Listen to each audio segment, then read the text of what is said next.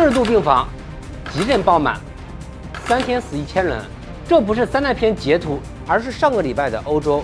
更炸裂的是卫生部长紧急采购了3万台空调，而这3万台里面，绝大多数呢来自中国。都2026年了，中国狗呢都吹上空调了，咋这么多欧洲发达国家不装空调？是装不起吗？在欧洲爆卖的中国空调到底有哪些特殊的地方？我们先来解释第一个问题：欧洲发达国家为啥不装空调？说白了是既装不上又装不起。首先，西欧国家夏季温呢也就23、24度，那开空调的必要性呢其实不大。其次，欧洲的老建筑都是石头造的，40到50厘米的厚实墙，加上高天花板，再配上百叶窗，屋里呢其实还挺凉快的。但是极端的热浪一来，原本挺舒服的石头房子就变成了刮壁烤炉了。更要命的是欧洲老建筑改造法规呢多如牛毛，空调呢是真的装不上。禁止外墙打孔，改造要审批，环保政策卡脖子。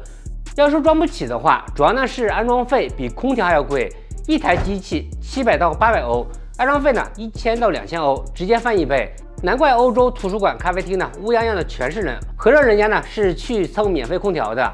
那欧洲怎么今年就火速装上了？因为中国品牌来了，但造的不是国人常见的挂式或者立式空调，而是专为欧洲人定制的特调版空调。中国人的空调呢，咱都习惯了，墙上打个孔，外机挂外墙，内机挂房间，师傅呢1个小时搞定，2000块呢就可以整机包安装，买完第2天就吹上了。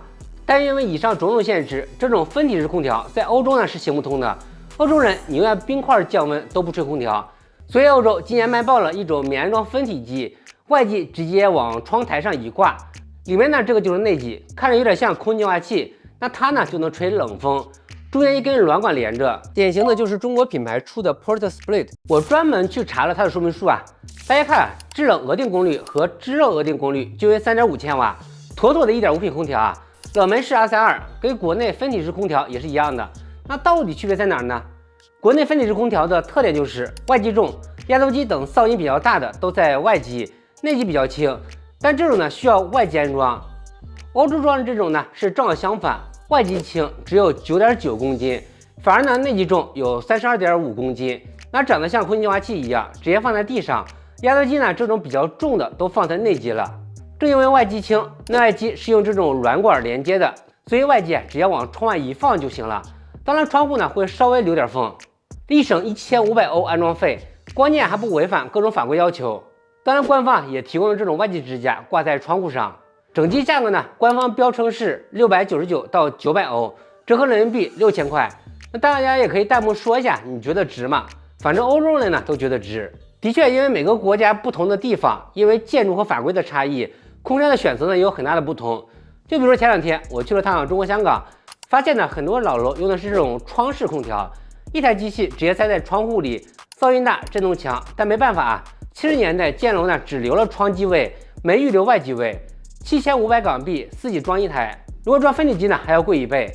美国大部分地方就是个大农村，独栋木质住宅居多，所以呢普遍用中央空调。迪拜常年高温，选择搞集中供冷，说白了就是城市级中央空调。